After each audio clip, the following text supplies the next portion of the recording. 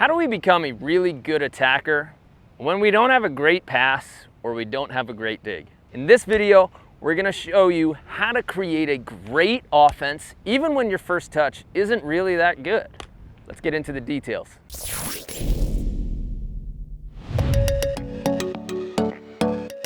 An in-system dig, or a good dig, is something that lands in the front half of the court. It's high enough for our setter to comfortably get to. They can get their feet there and be balanced. But sometimes we shank a pass. It happens to all of us. Sometimes we get a dig, but it's not so great. And for this video, we're gonna talk about what happens when you dig to the back third or even the back half of the court. How do you shape your offense?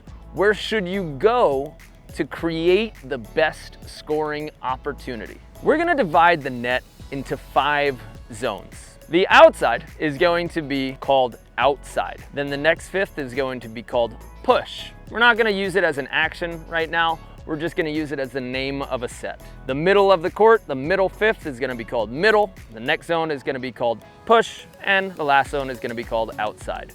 So we have these 5 zones, and that's gonna help our setter and our hitter know where they need to be and where they need to set. So we wanna draw a map now in the back half of the court, and we're gonna divide this into thirds. If I end up digging a ball and I'm on the left side, and I dig it to the back half of the court, but it's in the last third, the third that's furthest away from me. What I wanna do in this situation is create a sort of triangle so that when the setter sets the ball to the net, the ball passes in front of me and the ball is between me and the defense for an instant so that I can move forward at it with a little bit of vision and then choose my attack. So when I dig to the outer third, the third that's farthest away from me, and my setter has to set from there, their job, no matter what, is to set the ball so that it gets 3 feet from the net. That is 100% what we are after. The hitter should not chase the setter. You shouldn't stay back with them. You should expect your setter and demand that they get the ball to the net. That has to be our 100% rule. That our team is always expecting the next set to get to the net so that we can win the point. The only caveat to that is if you know that your setter is running and they're only going to get the edge of their hand on the ball, and for certain, they're not going to be able to get the ball to the net. But if you see that a player is able to get 2 even hands on the ball, not even forearms, 2 hands on the ball, their job is to get it to the net. Your job is to prepare yourself for a kill as the hitter. So let's go back.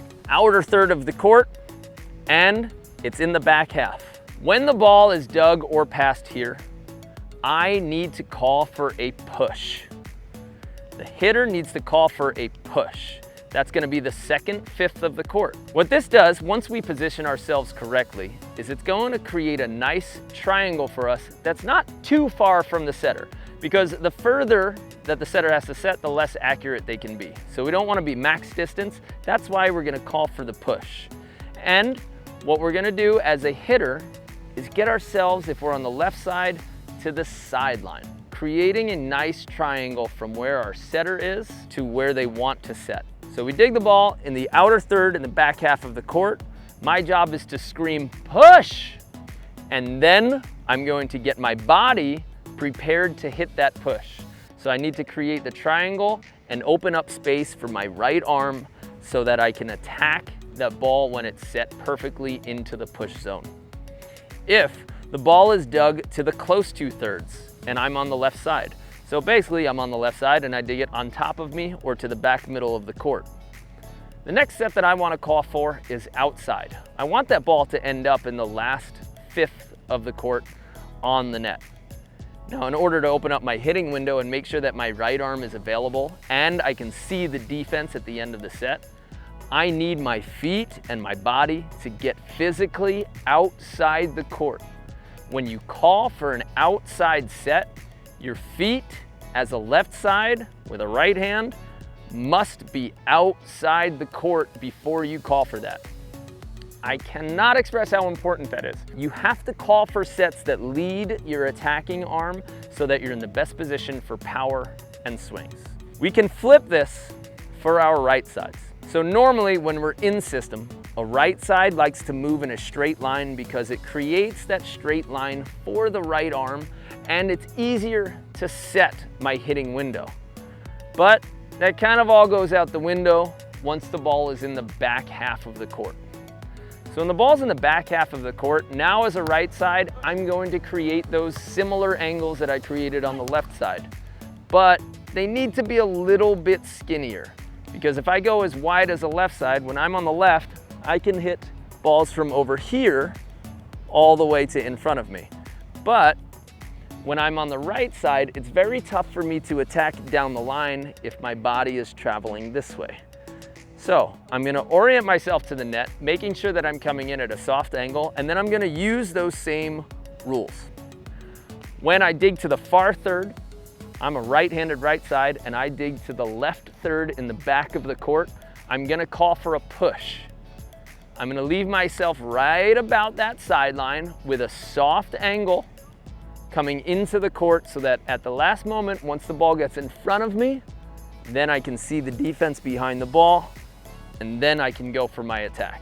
If I dig or pass to my 2/3, to the close 2/3, now I'm gonna need to get just barely, not far like the left side, but just barely outside that right sideline, and I'm gonna call for the outside set, the last fifth. My setter, of course, is gonna set the most beautiful ball 3 feet from the net in the last 5 feet of the court, and with a soft angle, I'm gonna be able to come forward at it and hit. It's important not to leave your right side too close to the net, because then you won't have that torque, right? You won't have the ability to drive the ball down the line. So you wanna have your hips facing just forward and into the court softly. As a left side, we can create a little bit of a sharper angle. As a right side, we wanna just make sure that our hip axis is open to the ball, and then once it gets in front of us, we can drive into the court.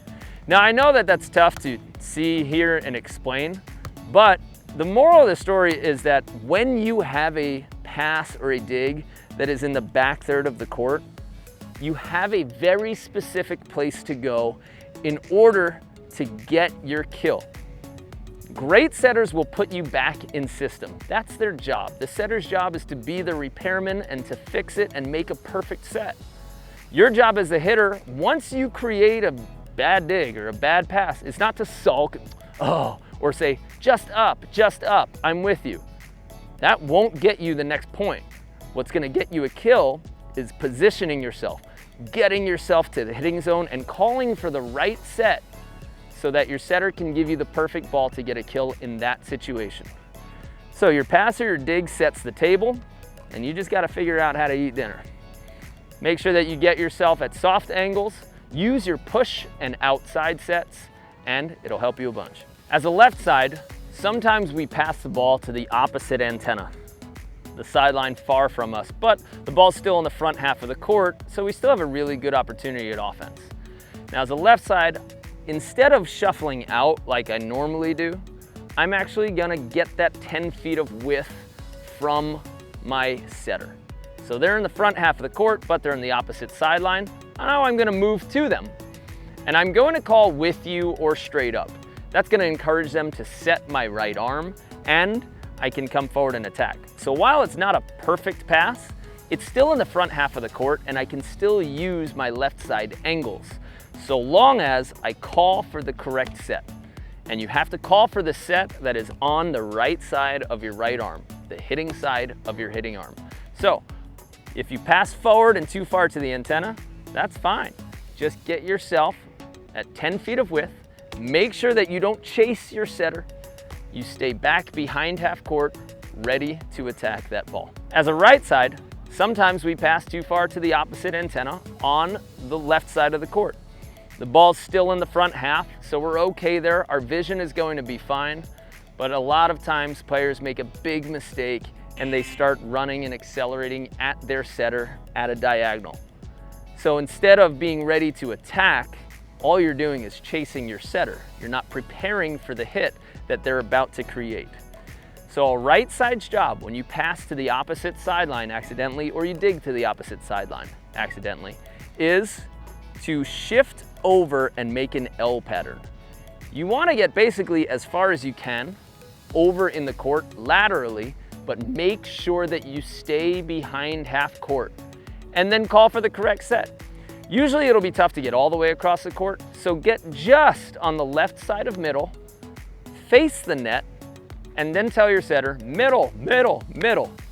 Their job is to lay that ball up on the middle of the court, and since you're already shifted over, that ball should be falling on your right arm, and it's just like you have a perfect in-system ball again.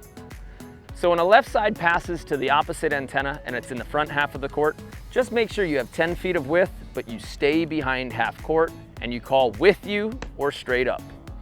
If you're a right side and you pass to the left sideline, make sure that you get across the court laterally, stay behind half court, and then face the net in the middle and say middle, middle, middle. You should be asking for that set that's on the right side of your right arm, and then you're right back in system, ready to get that kill. Even if you don't have a perfect dig or a perfect pass, you can put yourself right back in system if you call for the right set and you position yourself in the right place. That's what makes great teams great. I hope you enjoyed this video. I know it's really in-depth, but I know it can score you more points and win you more tournaments if you practice it and apply it.